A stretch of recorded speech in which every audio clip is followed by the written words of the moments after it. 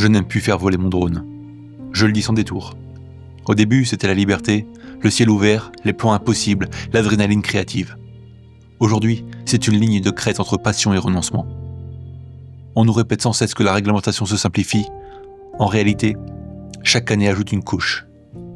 La DGAC contrôle les exploitants déclarés, les formulaires s'empilent, les preuves d'assurance, les protocoles, les dérogations. On fait les choses bien, on prévient, on sécurise.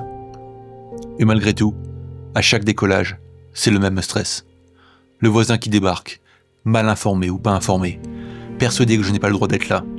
Je pose, j'explique, je montre les papiers, on s'excuse presque de travailler. Je repars vidé. Vous allez me dire que je suis un cas isolé, mais non, tous mes confrères y sont confrontés. Étrangement, ce sont que les pilotes dans les clous à qui ça arrive. Pourquoi ?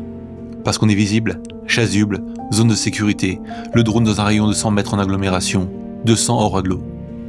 Et oui, notre image s'abîme parce que d'autres volent n'importe comment. Des drones illégaux au-dessus d'événements, dans des zones interdites, des gens convaincus qu'avec un drone de moins de 250 grammes, on peut tout faire. Trop souvent, des institutions publiques, des JT, montrent des images qui ne devraient même pas exister. Et nous, pros, on passe pour les méchants. Alors que pour l'immense majorité, on est obsédé par la sécurité et la règle. La concurrence déloyale nous cause du tort. Certains facturent sans autorisation, sans cadre, sans responsabilité, sans assurance. Pendant ce temps-là, on s'auto-forme entre confrères. On se fait contrôler par les autorités. On justifie de tout le temps. On envoie des centaines de mails. On rédige un manuel d'exploitation qui peut être mal interprété à la moindre virgule de travers. 2026, le glas pour nos drones sonne. Loi européenne avec l'obligation de changer de matériel. Catastrophe annoncée.